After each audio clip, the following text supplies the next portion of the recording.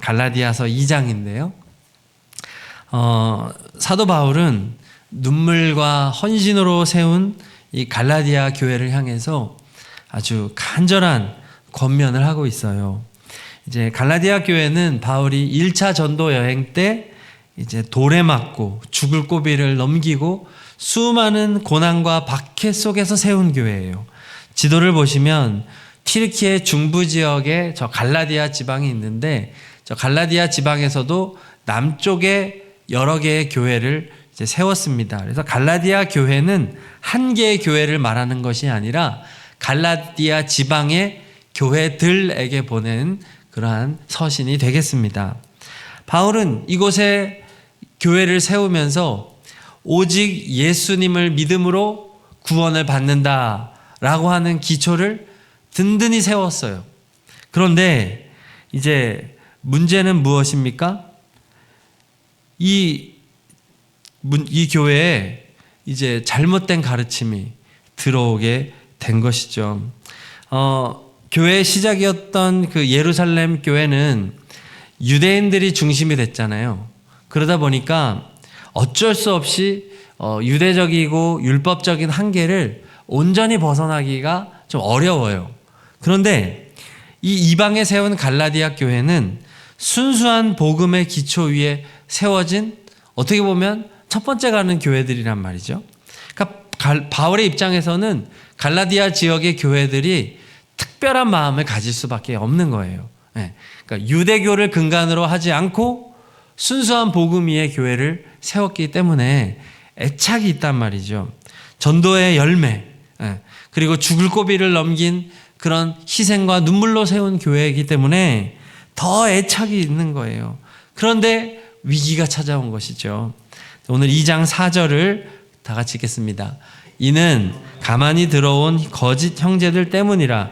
그들이 가만히 들어온 것은 그리스도 예수 안에서 우리가 가진 자유를 엿보고 우리를 종으로 삼고자 함이로다. 아멘. 가만히 들어온 이래요. 이것은 적진에 몰래 침투한 스파이를 묘사할 때 쓰는 군대 용어입니다. 이들은 어디서 왔느냐? 예루살렘에서 왔고 유대주의자들이에요. 유대교를 신봉하는 사람들입니다. 자, 유대교는 무엇입니까? 유대교는 하나님께서 주신 율법에서 예수 그리스도의 복음을 빼내고 그것을 제외하고 종교적인 형식과 인간적인 열심만 남아버린 것이 당시 유대교였어요. 유대교는 바벨론 포로기 때부터 이제 형성이 되기 시작했습니다. 북이스라엘에 이어서 남유다까지 멸망하고 포로로 끌려왔잖아요. 그 상황에서 유대인들은 성전이 없습니다. 예배 처소가 없어요. 그래서 그러한 상황 가운데 고민을 한 것입니다. 우리가 어떻게 신앙을 지킬까? 우리가 뭘 잘못했을까? 하다가 그들이 대안적으로 찾아낸 방식이 뭐였냐 하면 율법이었어요. 그래, 우리가 성전으로 갈 수 없다. 하지만 율법을 잘 연구하고 율법을 잘 준수하여서 율법대로 사는 것이 이게 진짜 우리가 할 수 있는, 우리의 정체성을 유지할 수 있는 유일한 길이 아니겠느냐. 우리가 비록 포로로 잡혀있지만 하나님의 율법을 받은 민족으로서의 정체성을 굳게 가지려면 율법밖에 없다는 것이었어요. 그래서 율법을 우리 열심히 공부하자. 율법을 수집하자. 율법을 재편집하자. 그리고 당시의 시대적인 상황에 맞추어서 율법을 재해석하자. 이러한 좋은 의도로 율법 묵상을 시작하게 된 것입니다. 자, 그런데 이 과정에서 유대교의 혈통이 너무 강조가 된 거예요. 우리 유대인들이 얼마나 중요하냐. 우리 유대인들 중심. 그 다음에 형식과 절차가 너무 지나치게 강조가 된 면이 있었던 것입니다. 이러한 선민 사상으로 말미암아 유대인들 자신만이 하나님의 선택을 받았다는 오만한 생각을 가지게 되었고, 율법을 철저히 준수하는 것은 좋지만 그것으로 인해서 구원을 받으려고 하는 잘못된 구원관을 갖게 된 것이었죠. 이러한 정신을 바탕으로 유대교가 형성이 되어 내려오고 있다가 예수님이 초림하셨을 때 이러한 유대교는 이미 너무도 부패해져 있는 상태였던 거예요. 자, 비유를 좀 해드리겠습니다. 율법은 벼와 같고, 그리고 복음은 쌀과 같고, 유대교는 겨와 같습니다. 이 과정에서 이제 도정의 과정이 있지요. 율법이라고 하는 것은 벼에 이어서 복음을 품고 있는 것이 율법이에요. 율법은 선한 것입니다. 율법은 거룩하고 하나님의 뜻을 가지고 있어요. 하지만 우리가 벼를 그대로 먹을 수는 없잖아요. 마찬가지로 우리는 율법을 그대로 지켜서는 구원을 얻을 수는 없습니다. 율법을 지킴으로, 그대로 먹음으로 생명을 얻을 수는 없는 거예요. 자, 그래서 벼를 도정 과정을 통해서 탈곡하는 것처럼 딱딱한 껍질은 벗겨내고 도정된 쌀만 이렇게 나오게 하는 그 과정이 필요한 것입니다. 그래서 율법에서 이 도정이 필요한 거예요. 율법이 어떻게 도정이 되었느냐? 예수 그리스도의 십자가를 통과하는 거예요. 그것이 탈곡기입니다. 율법이 예수 그리스도의 십자가를 통과하면 율법 안에 담겨져 있는 하나님의 구원과 사랑과 생명이 나오는데 그것이 바로 복음이에요. 그리고 그 과정에서 생겨난 껍데기를 겨라고 말을 하는 것이죠. 껍데기는 필요했습니다. 껍데기는 벼가 자라는 동안 알맹이를 보호하고 하는 역할을 하기 때문에 껍데기는 나쁜 건 아니에요. 필요했어요. 그러나 그래서 이 유대교라고 하는 것이 이 복음이 올 때까지 하나님의 말씀을 지키고 수호하는 나름의 역할을 감당한 것입니다. 그래서 이 율법을 그래도 열심히 필사하고 율법대로 지키려고 노력하고 구전으로 전수하고 이런 나름의 유대교적 과정이 필요했던 거예요. 그러나 이렇게 해서 도정이 되어 결국 세상 가운데 예수님의 십자가 복음이 나와왔을 때 그때는 이 껍데기는 더 이상 필요가 없게 되는 것이죠. 역할을 다 했기 때문입니다. 완성이 됐기 때문이죠. 그러므로 예수님의 십자가 죽음으로 이 쌀, 복음이 나왔다고 하면 쌀만 취하면 되는 거예요. 껍데기는 이제 자기 역할을 다 했습니다. 근데 유대주의자들은 뭐예요? 유대주의자들은 여전히 영양가가 이제는 하나도 없어버린 저 결을, 껍데기를 붙잡고 이 껍데기가 진정한 생명이야. 복음도 맞지만 이 껍데기도 먹어야 돼. 지금 정제가 다 돼 있단 말이에요. 바울이 정제된 쌀을 다 먹여주고 있는데 유대주의자들이 다시 나타나서 결을 갖다 주는 거예요. 여러분 이것도 드셔야지 구원받고 생명 얻을 수 있는 거예요 라고 말을 하니까 이제 바울이 견딜 수 없었던 것입니다. 그들은 복음을 인정하는 척 했지만 사실은 그들의 중심은 껍데기에 있었어요. 할례를 받아야만 구원을 받는다. 그들은 사실상 복음을 인정하지 않는 자들, 껍데기에 집착하는 자들이었던 거예요. 그렇기 때문에 바울의 입장이 뭐냐? 5절을 같이 읽겠습니다. 5절. 그들에게 우리가 한시도 복종하지 아니하였으니 이는 복음의 진리가 항상 너희 가운데 있게 하려 함이라. 아멘. 바울 어떻게 했다는 거예요? 한시도 복종하지 않았다는 거예요. 나는 유대주의자, 유대교에 하나도 동의할 수 없다는 거예요. 왜? 바울이 유대주의자였거든요. 자신이 유대주의자로서 철저하게 율법을 지켜 구원받으려고 해봤기 때문에 그것이 껍데기임을 너무나도 잘 알았던 거예요. 그래서 바울은 지금 영적 전쟁을 치르고 있는 것입니다. 갈라디아 교회를 어떻게든 바로 잡으려고 하는 거예요. 만약 여기서 타협하면 이제 교회는 더 이상 바르게 세워질 수 없어요. 복음 위에 설 수가 없어요. 이 기초가 흔들리면 이제 앞으로는 전혀 복음의 힘을 쓸 수 없는 교회들만 생겨나게 될 따름입니다. 그래서 바울은 엄하게 복음의 진리를 수호하고 있어요. 그러나 또 하나 알아야 될 게 있습니다. 바울은 엄하게 복음의 진리를 수호하고 있지만 동시에 한없는 사랑으로 갈라디아 교회들을 포기하지 않아요. 이것이 중요합니다. 엄격한 교리만을 강조하면서 사랑이 없다면 효과가 없어요. 포기할 수도 있잖아요. 니넨 잘못됐어. 너희들은 자격 없어. 난 새로 세울 거야. 할 수 있잖아요.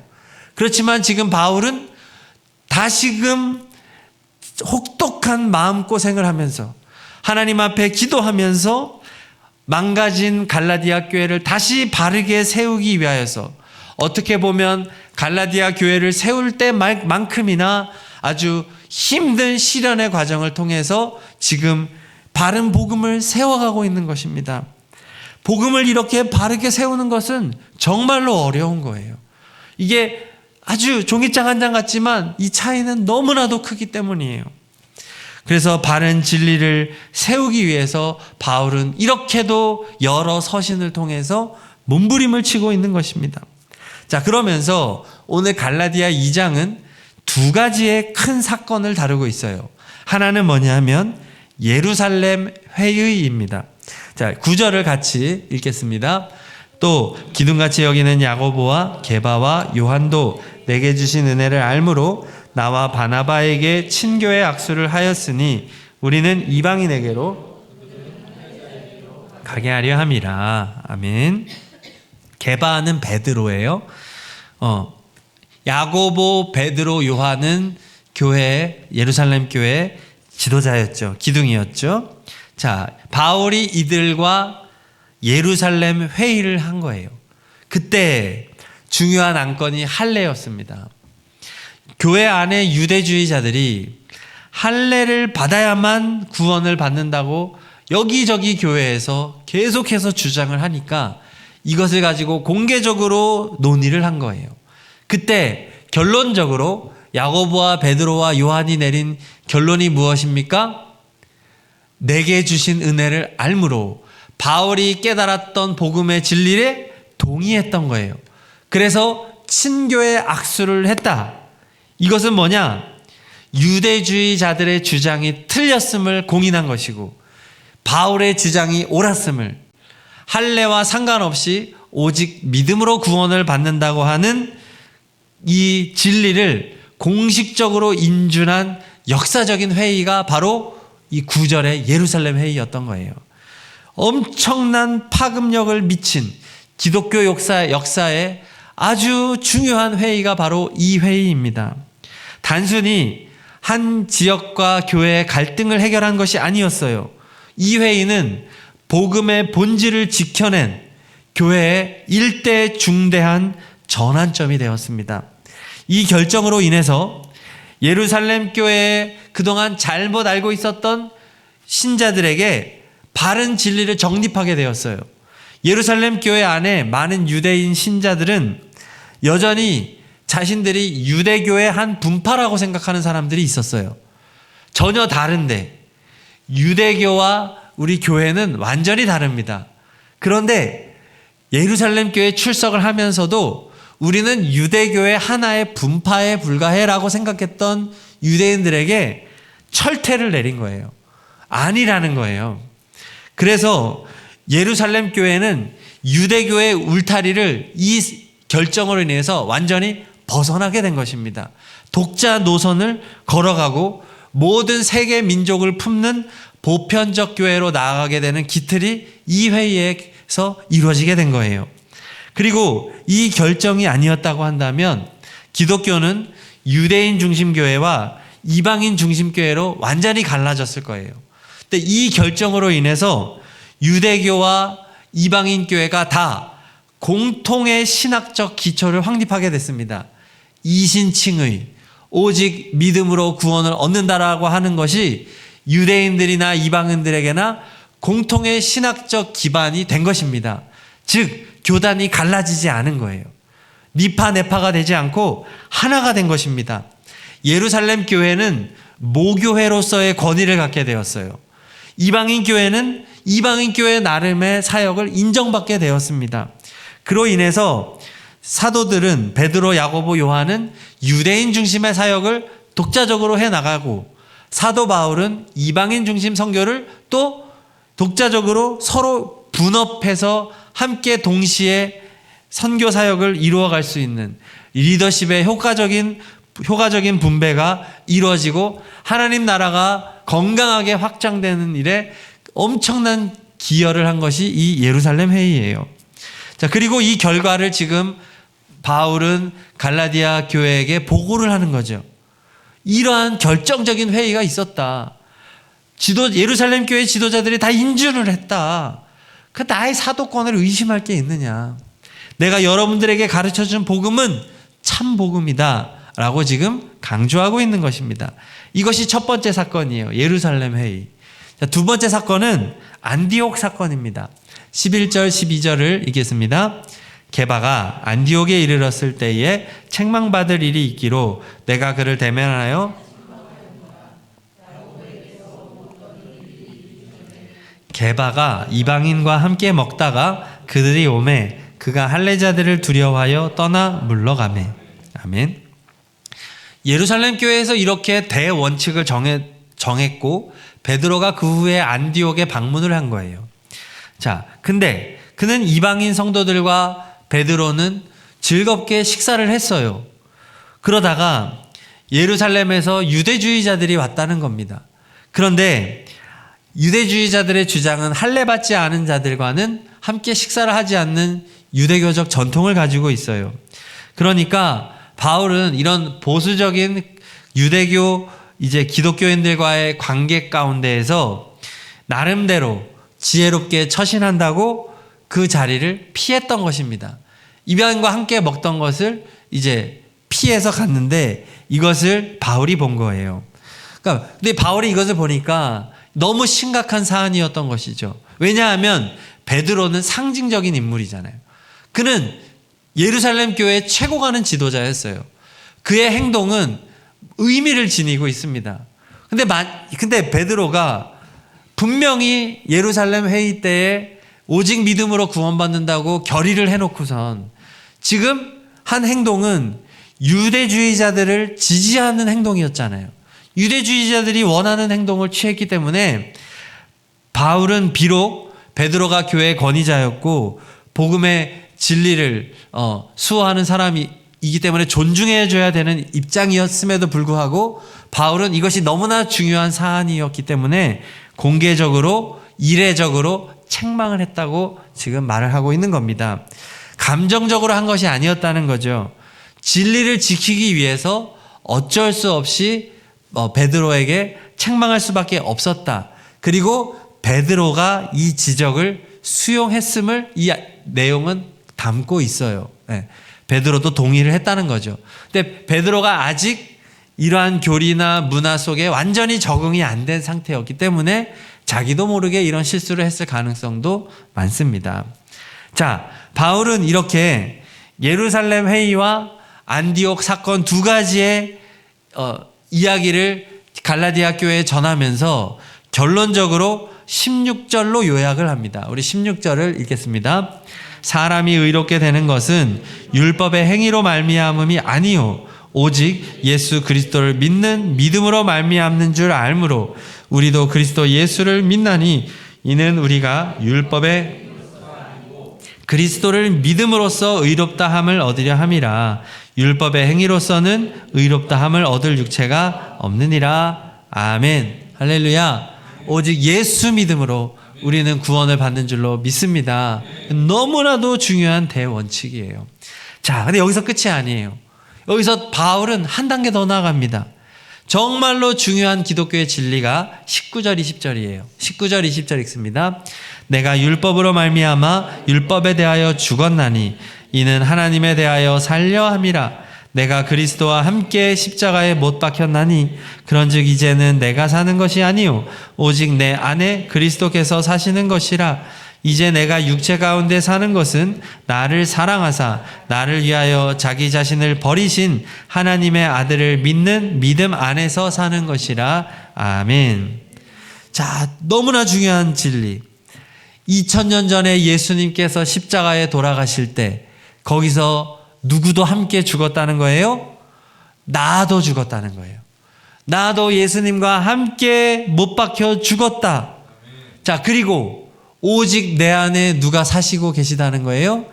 예수님께서 내 안에 지금 주님을 믿고 살아가는 성도들의 마음속에 성전 삼아 살고 계시다는 위대한 진리를 선포하는 것입니다. 믿음이 여기까지 나아가야 된다는 거예요. 내가 죽었다는 말은 뭐예요?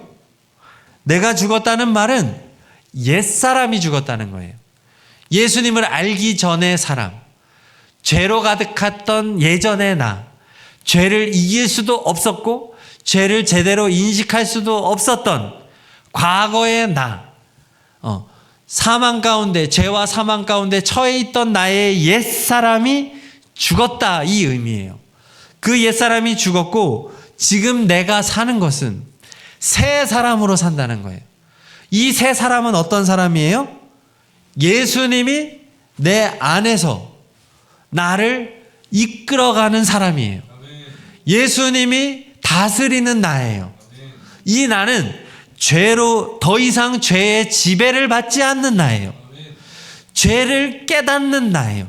죄를 인식하고 죄를 더럽게 여기고 건강한 죄책감을 갖고 죄를 증오하고 죄와 싸울 줄 아는 나로 지금 살아가고 있다는 거예요.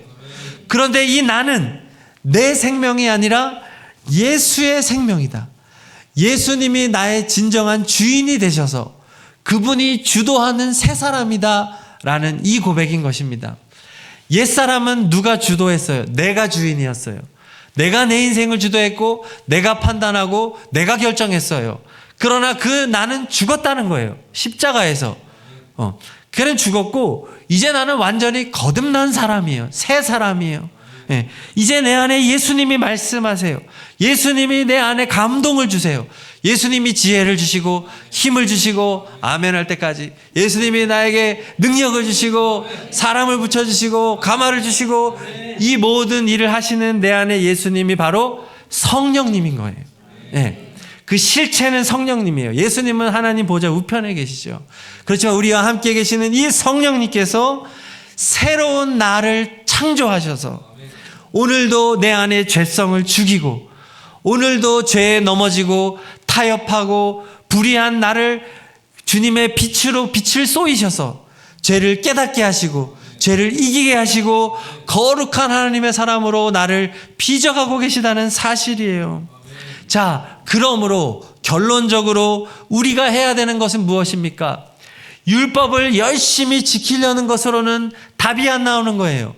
율법을 열심히 지키는 사람은 옛사람이에요. 옛사람은 열심히 지키려고 하지만 절대로 지킬 수가 없어요. 그러나 우리가 해야 하는 일은 이제 한 가지밖에 없습니다. 우리 안에 살아계시는 예수 그리스도를 바라보는 것입니다.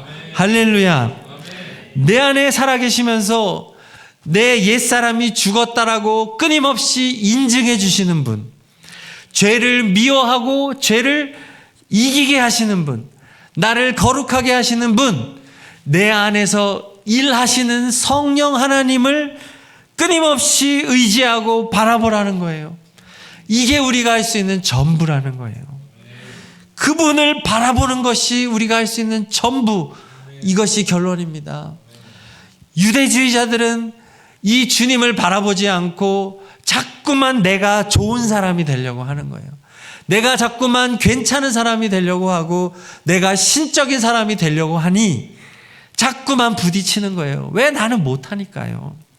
자, 민수기 21장에 보면은 광야에서 이스라엘 백성들이 하나님과 모세를 원망하다가 하나님이 그들을 보호하는 것을 거두셔서 불뱀이 백성들을 무는 사건이 생깁니다.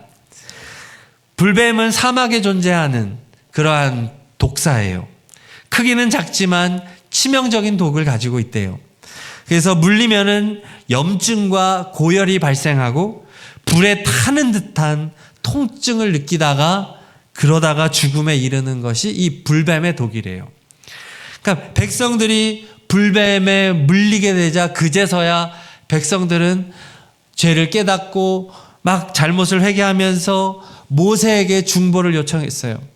모세, 우리가 잘못했으니 제발 하나님께 기도 좀 해주세요.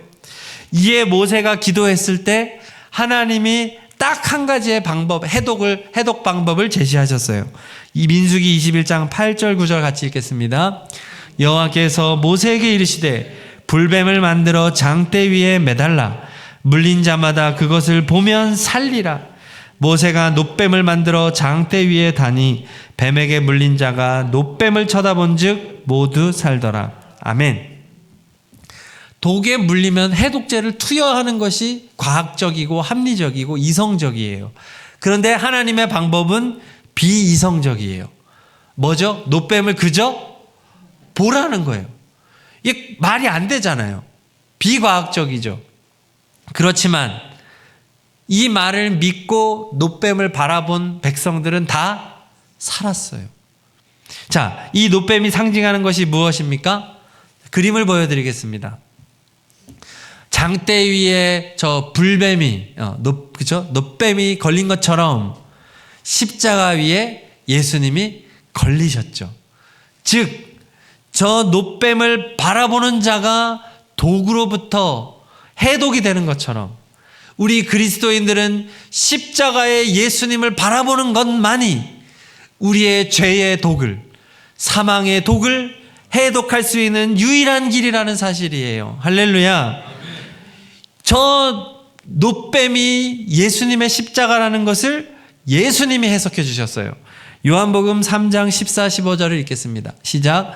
모세가 광야에서 뱀을 든 것 같이 인자도 들려야 하리니 이는 그를 믿는 자마다 영생을 얻게 하려 하심이라. 아멘. 주님이 정확하게 이 말씀을 해석해 주신 거예요. 다른 길이 없다. 인간의 노력과 율법을 지키는 열심이 아니다. 오직 예수를 믿는 것이다. 그리고 예수님을 믿는 것이 무엇이냐? 높이 들린 십자가에 달리신 예수님을 바라보라는 거예요. 할렐루야. 주님을 바라보는 방법 밖에는 없다는 거예요. 그분의 도우심을 구하는 것 밖에는, 내 안에 살아계신 예수님을 의지하는 것 밖에는 다른 길이 없다는 것입니다. 이것 이외의 다른 모든 방법은 다 헛된 거예요. 오늘 갈라디아서 2장 21절 읽습니다. 내가 하나님의 은혜를 패하지 아니하노니 만일 의롭게 되는 것이 율법으로 말미암으면 그리스도께서 헛되이 죽으셨느니라. 아멘. 예수님의 십자가 이외에는, 주님을 바라보는 것 이외에는 다 헛된 것인 줄로 믿으시기를 바랍니다. 그러므로 우리는 종교인이 되지 말아야 되는 것입니다. 더 많은 봉사, 더 많은 구제, 더 많은 헌신으로 의롭게 되려는 생각을 버리시기를 바랍니다. 더 많은 봉사와 구제와 헌신을 하지 말라는 것이 아니에요. 우리는 더 많이 봉사하고 더 많이 구제하고 더 많이 헌신해야 될 줄로 믿습니다. 그러나 그것을 하는 이유는 우리가 의롭게 되기 위해서 하는 것이 아니에요.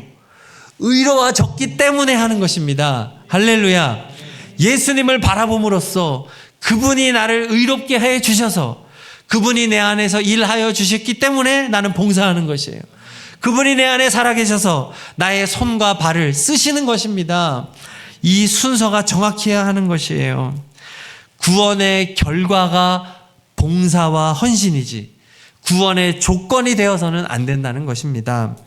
오직 내 안에 살아계신 예수님, 나를 사랑하사 나를 위하여 인간이 되시고 자신의 생명을 아낌없이 내어주신 예수 그리스도만을 처절하게 바라보시기를 축복합니다.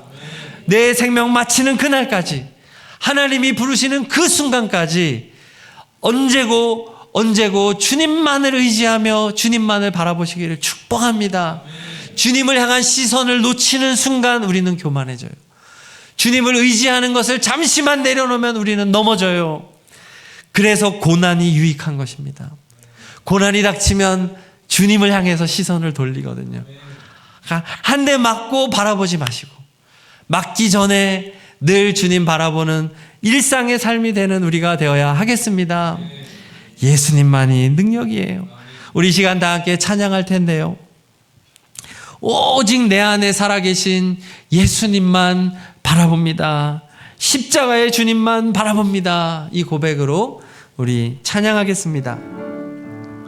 이제는 내가 없고 이제는 내가 없고 오직 예수님만 내 안에 살아계신 오직 예수님만 찬양하며 살리라 예배하며 살리라 내 안에 계시는 오직 예수. 한 번 더 고백합니다. 이제는 내가 없고 이제는 내가 없고 난 죽었으니까요.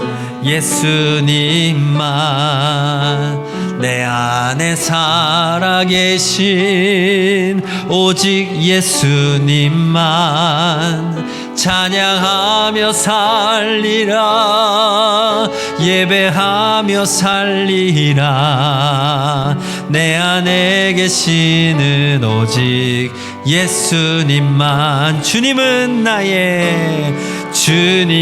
나의 아바 아버지 내 상한 영혼 만지시고 주님은 나의 하늘 아버지 나의 모든 것 주님께 맡기니 이제는 내가 주님과 함께 이제는 내가 주님과 함께 십자가 위에 죽었으니 이제는 내가 산 것 아니요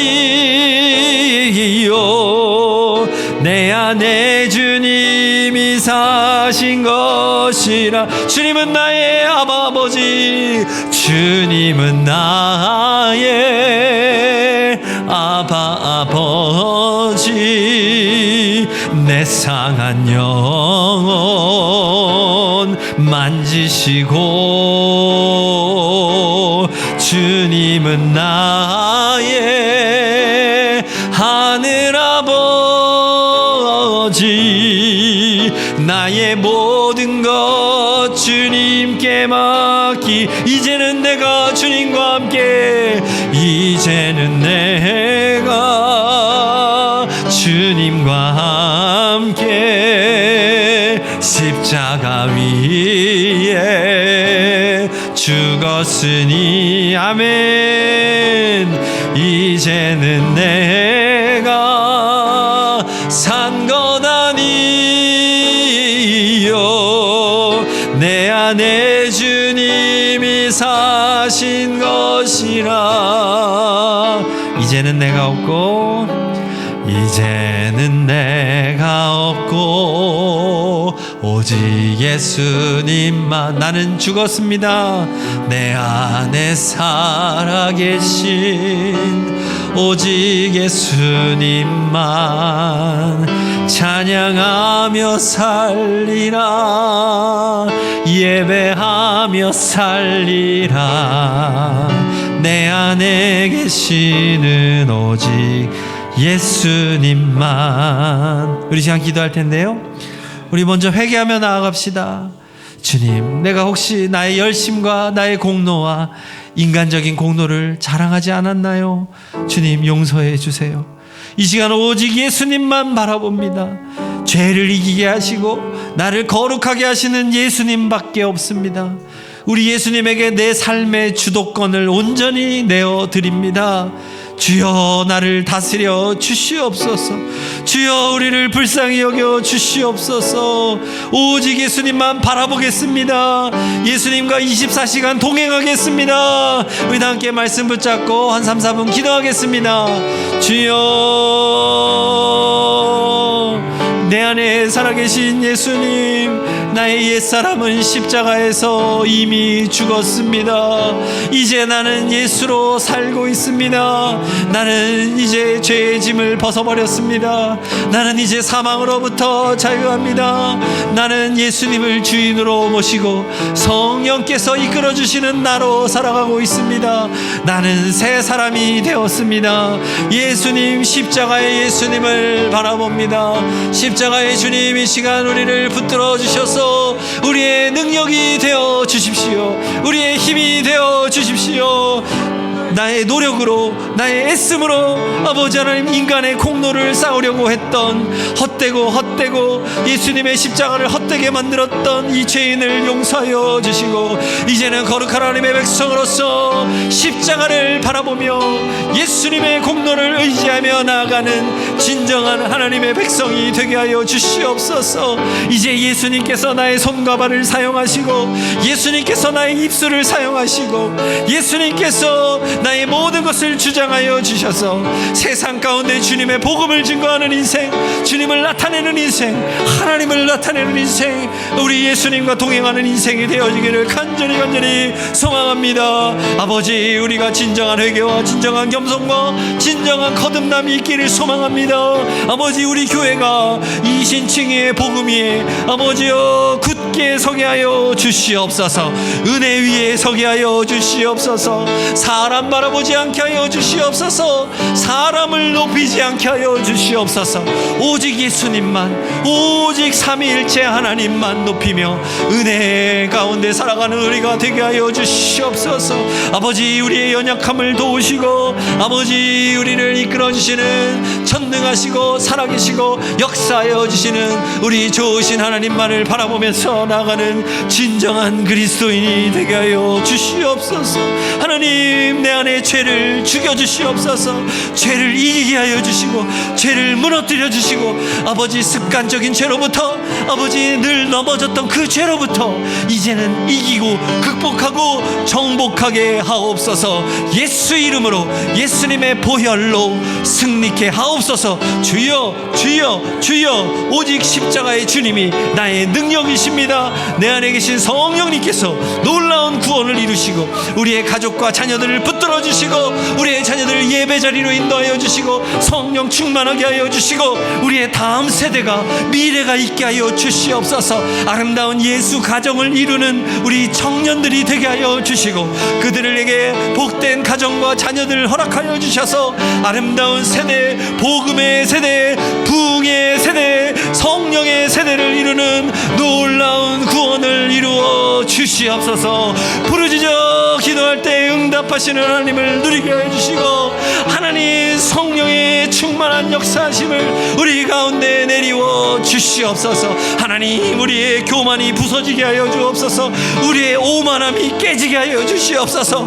우리의 거짓됨과 어리석음이 무너지어 내리게 하여 주시고 인간의 바벨탑이 무너지게 하여 주시고 오직 하나님께서 쌓아 올리시는 거룩한 성전이 이 땅 가운데, 우리의 가정 가운데, 우리의 일터 가운데 세워지는 역사를 허락하여 주시옵소서. 불러 역사하여 주시옵소서. 하나님, 오직 주님만을 의지합니다. 주님만을 바라봅니다. 주님만을 소망합니다. 우리 효자교회 성령의 불을 내리워 주시옵소서. 기도하고 간구할 때 응답하여 주시는 하나님을 만나게 하여 주시옵소서. 우리 예수님 말고는 다른 길이 없습니다. 예수님밖에 없습니다. 예수님, 우리를 인도하여 주시옵소서. 주여, 우리의 심장을 주님 앞에 내어놓고 우리의 마음을 찢고 회개하며 주님 앞에 나아오며 하나님, 우리의 인생이 주님 앞에서 온전히 새로워지는 기적을 이루어 주시옵소서. 아버지, 진정한 회개가 일어나게 하여 주시옵소서. 성령의 감화가 일어나게 하여 주시옵소서. 진정한 변화가 일어나게 하여 주시옵소서. 예수 이름으로 회복되고 예수 이름으로 치유되고 예수 이름으로 분쟁이 끝나고 예수 이름으로 갈등이 멈춰지고 샬롬의 평화가 여호와가 임재하는 놀라운 구원의 역사를 이루어 주시옵소서. 할렐루야. 주님을 영원토록 찬양합니다. 주님은 우리의 왕이십니다. 주님은 예로부터 영원토록 우리의 왕이십니다. 주여 다스려 주시옵소서. 주여 다스려 주시옵소서. 아멘. 예수 그리스도의 이름으로 기도드립니다. 아멘.